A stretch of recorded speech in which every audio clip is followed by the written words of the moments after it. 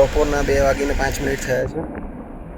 યોગાનંદ આશ્રમ પરથી યોગાનંદ દંડી સ્વામી આશ્રમ ઉત્તરેશ્વર મહાદેવ પરથી हम लोग परिक्रमा करवा નીકળીએ છીએ. અમારી 3 ગાડી છે. હું દિવ્યેશ, મારી જોડેમાં મમ્મી પપ્પા, મોટે મમ્મી અને ફુવા પરિક્રમા કરવાના જઈ રહ્યા છે. હવે અમે ગાડીમાં બેસીએ છીએ. ગાડીવાળીને તૈયાર થઈએ છીએ, જોઈએ છે કેટલા વાગે પહોંચીએ.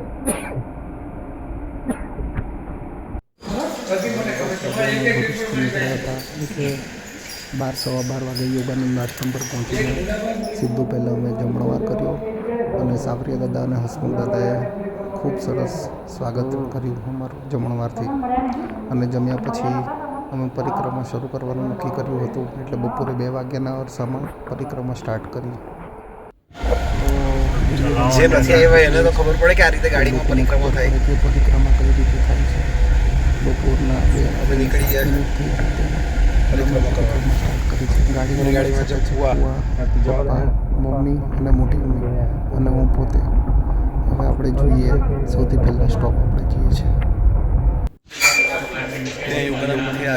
સૌથી પહેલાં અમે ગયા છે શ્રી ધનેશ્વર મહાદેવ.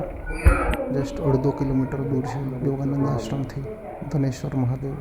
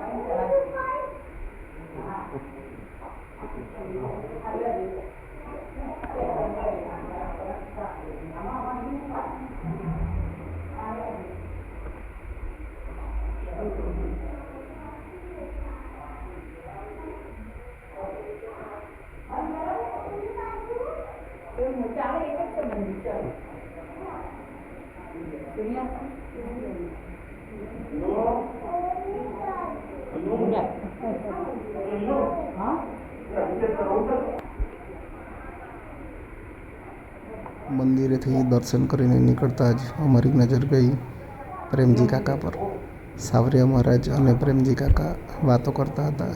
આ વખતે પ્રેમજી કાકા અહીંયા ધનેશ્વર આશ્રમમાં રોકાયા હતા, તો એમની સાથે વાતચીત કરવાનો લાવો મળ્યો. અને આ જોઈ શકો છો ધનેશ્વર આશ્રમ નાનું છે, જે બિલકુલ નદીના કિનારે આવેલો છે. એ લોકો માછલી માટે ખીર બનાવતા હતા. નદીમાં આકસ્મિક પાણી છોડવાના કારણે ઘણું બધું અનાજ બચ્યું હતું, તો આ લોકો રોજ જ માછલીઓને 80થી 100 લીટર ખીર બનાવીને ખવડાવતા હતા અને પુણ્યનું કામ કરતા હતા. ઘણો સરસ આશ્રમ છે. અહીંયા પણ એક નાનું મંદિર છે. ના, બહુ દૂર છે અહીંયા પણ. ના જવાય મમ્મી, બહુ દૂર છે, તને લાગે એવું.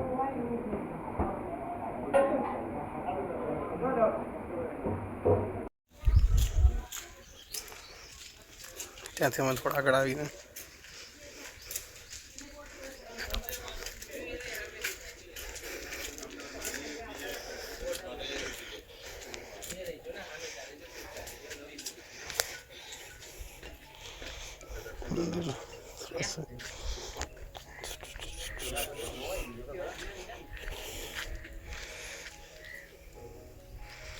બધું ધોવાઈ ગયું આ વખતે.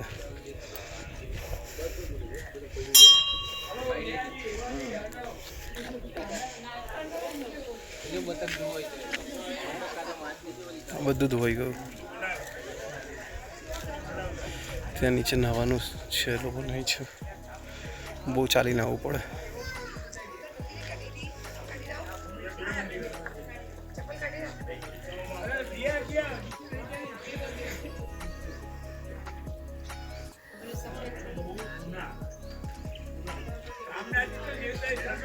ચાલતા ચાલતા છે ને ત્યાં પેલો ટેન્ટ હતો, પેલો સામે દેખાય ને ટેન્ટ, ત્યાં બનાવ્યો હતો. ત્યાંથી આરામ કરીને સામેની સામે રામપુરા આ બધો રસ્તો આ ચાલતા આ રસ્તો દેખાય ને ચાલતા આવતા હતા.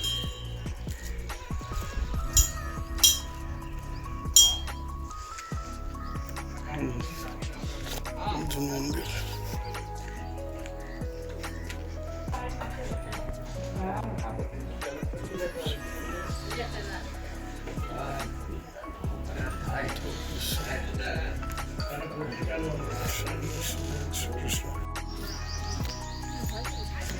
મંગલેશ્વર ગામથી આશ્રમ પર આવે ને ત્યાં નીચે નાહવાની સગવડ છે. નાહવા જ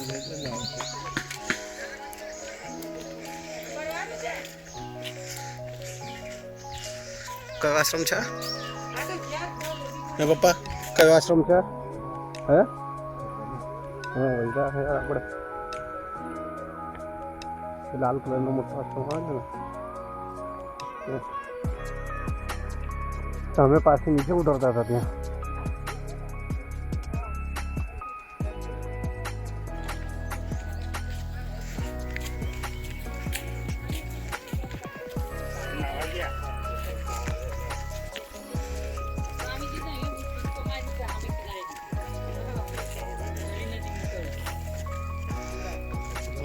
દાદા ચડવું અઘરું પડે.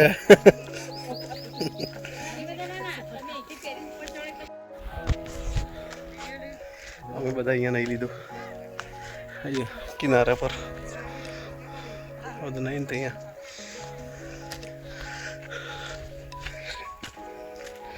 હવે ઉપર ચડીને જવાનું અઘરું લાગે. ઉતરતા તો દાદા ઉતરી ગયા, ચડવાનું અઘરા લાગે.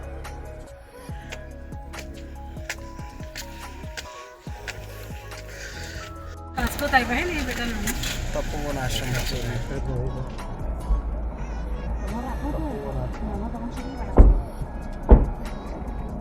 લાલ કલરનો આશ્રમ આવે છે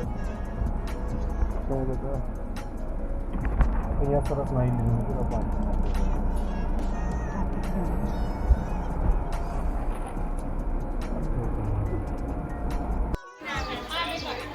નાની મોટી પણ હતી રસ્તામાં. અહીંયા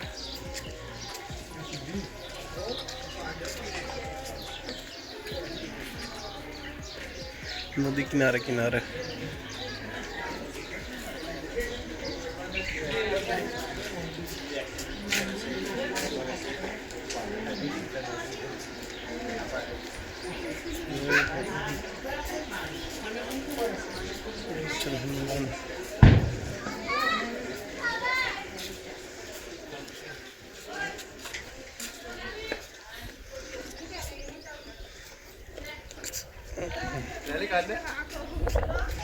અહીંથી નીચે જઈને નદીએ જવાય ના આવે.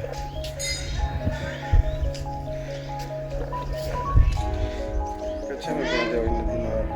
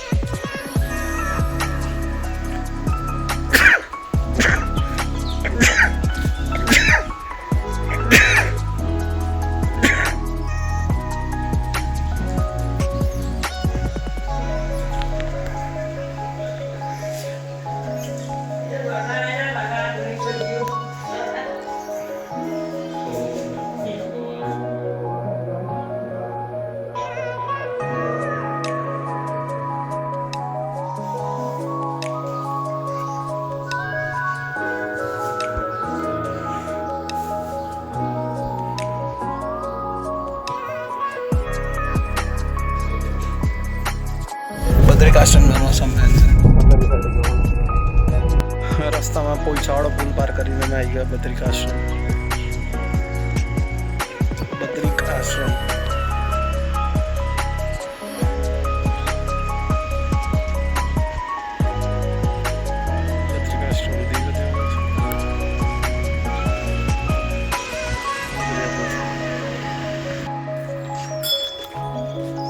બદ્રિકાશ્રમમાં અમે આવી ગયા છે. ગાયત્રી માતાનું મંદિર બદ્રિકાશ્રમ બદ્રીનાથ મહાદેવ.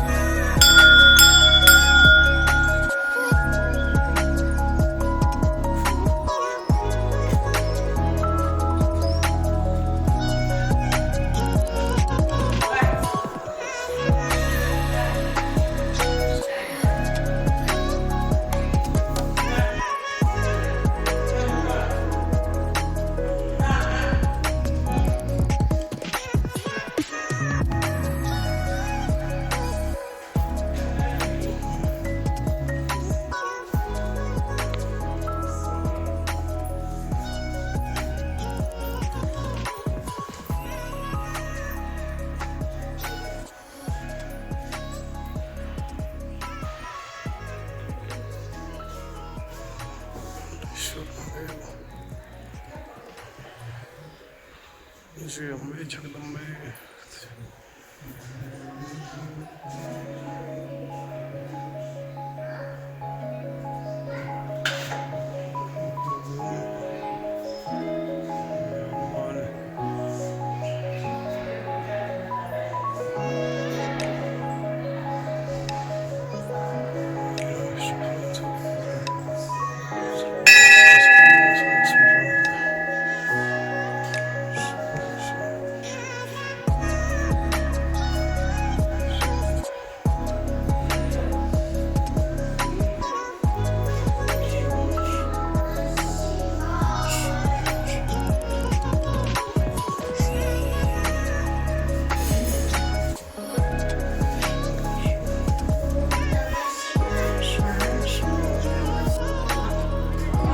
સાથે પરિક્રમામાં જોડાઈ ગયા છે ગોપાલભાઈ અને આપણે નદીના પૂરમાં આ બધું ધોવાણ થઈ ગયું.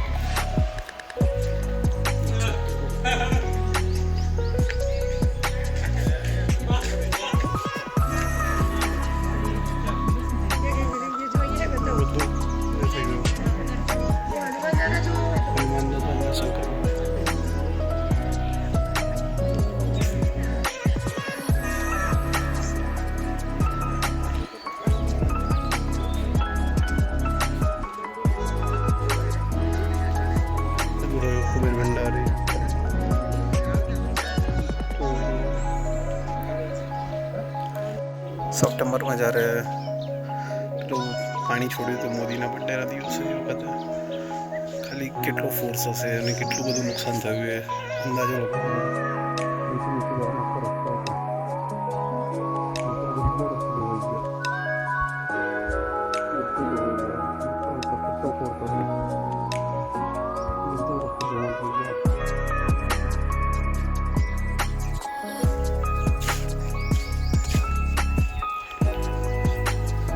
બદ્રિકાશ્રમ. અહીંથી હવે કુબેર ભંડારી સાઈડ જઈશું.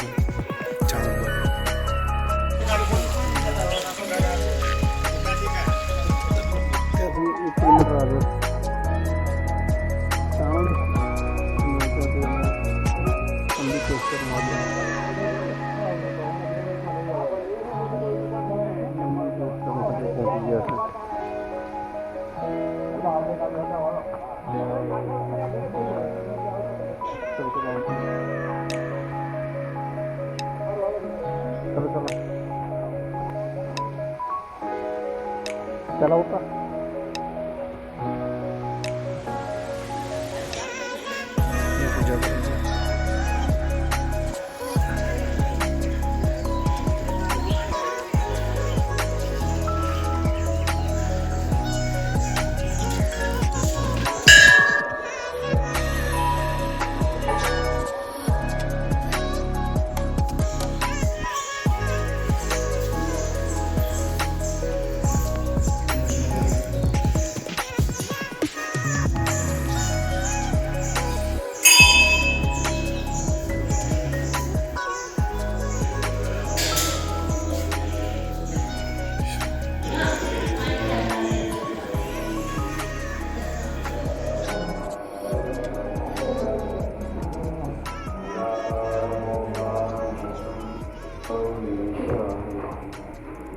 सकलपालपालेन्दुकण्ठे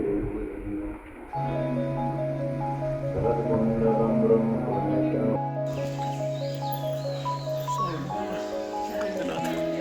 ગંગનાથ મહાદેવ.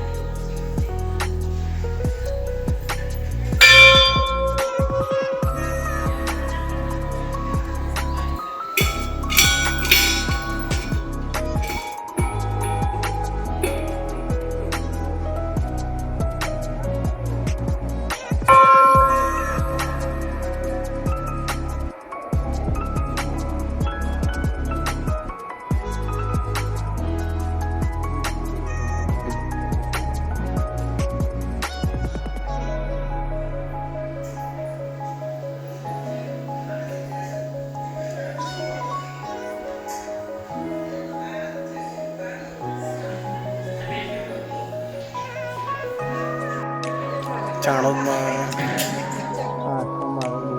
નોર્થ ઇસ્ટના છોકરાઓ જે બધા કન્વર્ટ થયેલા હોય ને એ લોકોને લઈ આવે છે. જે ક્રિશ્ચનમાં કન્વર્ટ કરી નાખે ને એ લોકોને અહીંયા લઈ આવે.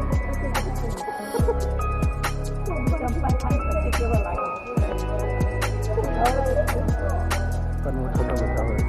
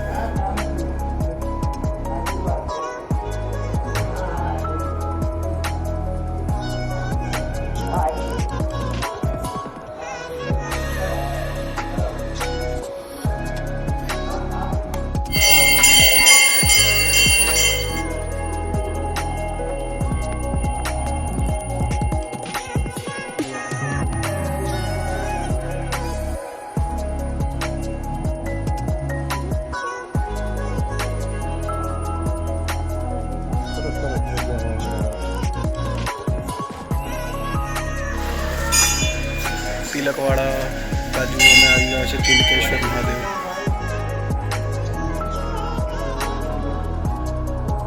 તિલકવાડાના અંદર તિલકેશ્વર મહાદેવ. જય હનુમાન.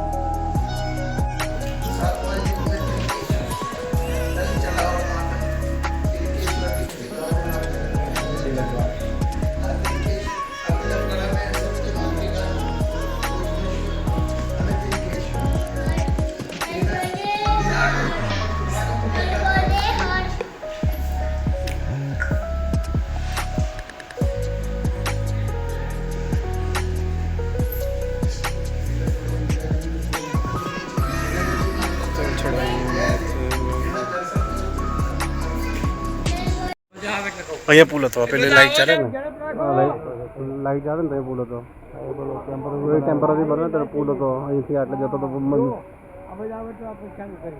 આપણે 26 કલ્પ છે, કેટલા 28 કલ્પ, એમાં 14 કલ્પ ગુપ્ત રેખા છે અને 7 કલ્પનું વર્ણન મહાનર્મદેજી માર્ગદર્શક એટલે 14 હાથ એપી 22નો કલ્પનો પ્રારંભ ને છેલ્લા 7 કલ્પનો પ્રારંભ.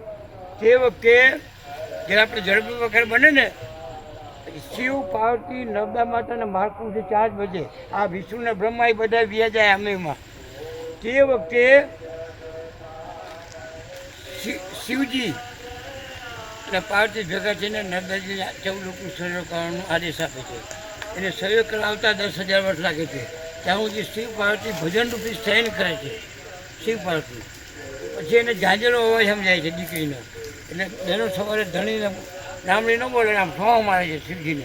આપણે દીકરી આવી ઝાંઝરનો અવાજ નવું સૂચન સર્જન કરે આશીર્વાદ માટે ઊભા થાય છે. મહાનર્મદાજી આશીર્વાદ પ્રાપ્ત કરતા માર્કણ શું કરે, માં મેં 10,000 વર્ષ સુધી આમાં કંઈ નાખ્યું નથી. આવી રીતે આ પકી ખોરા બેરી દૂધ પાય છે. કોને? માર્કણ ઋષિને મા નર્મદાજી દૂધ પાય છે. ત્યારે ખુશ થાય છે માર્કણ ઋષિ, એમ કહે છે કે માં મને કંઈક સેવા આપો જેથી હું તૃપ્ત થાઉં. તો કે ઉચ્ચ રૂપમાં કે જ્યાં ઉત્તરભાઈ નીચે હું ચાલું છું, વહું છું, ત્યાંથી પરિક્રમા ચાલુ કરું. આ જે પરિક્રમા કરશે એ પોતે પેઢીને મોક્ષ મળશે.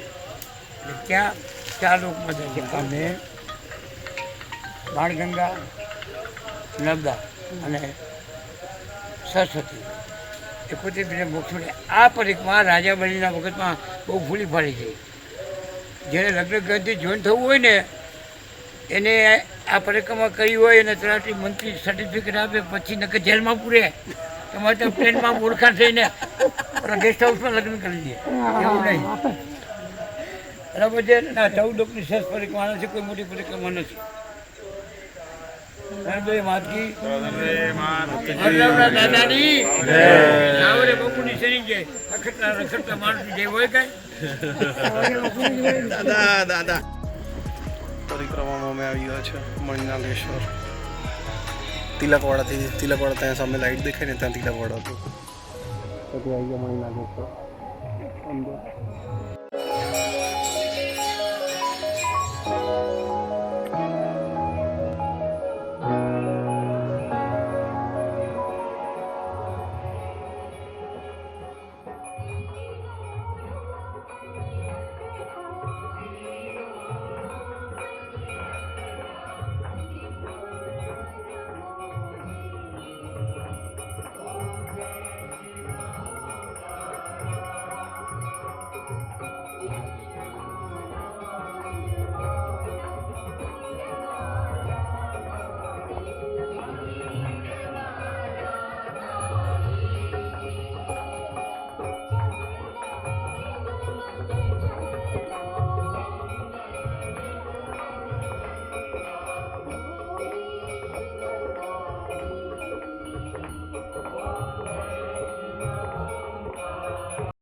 છેલ્લું મંદિર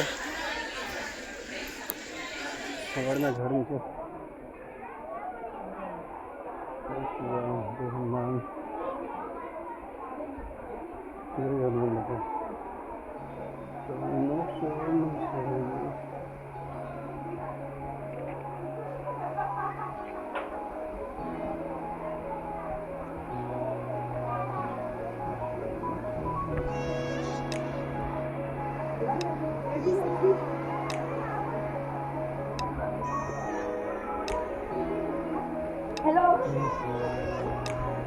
અન્નક્ષેત્ર ચાલે છે દિવસ રાત. અરાઉન્ડ 9 વાગ્યાની આજુબાજુ અમે પાછા યોગાનંદ આશ્રમ પર પહોંચી ગયા 9:15ની આજુબાજુ, અને જ્યાં ભોજન ગ્રહણ કરીને અમે ઘર તરફ જવા નીકળતા. જો તમને પણ વિડીયો ગમ્યો હોય તો દિવ્યેશ પટેલની યુટ્યુબ ચેનલને સબસ્ક્રાઈબ કરી લો અને નર્મદે હર કમેન્ટમાં લખી દેજો. અરાઉન્ડ 10:15ની આજુબાજુ અમે યોગાનંદ આશ્રમથી ભરૂચ તરફ પ્રયાણ કરવા નીકળ્યા અને ઘણી સરસ રહી. અરાઉન્ડ 96-97 કિલોમીટરની પરિક્રમા હતી જે અમે મોટર માર્ગે કરી. મોટર માર્ગે પરિક્રમા કરતાં અમને અરાઉન્ડ 7-7.5 કલાક જેવો સમય લાગ્યો અને અરાઉન્ડ થોડા ટ્રાફિકમાં ફસાયા પછી 12-12:30 વાગે અમે ભરૂચ પહોંચ્યા. તો સૌને નર્મદે હર.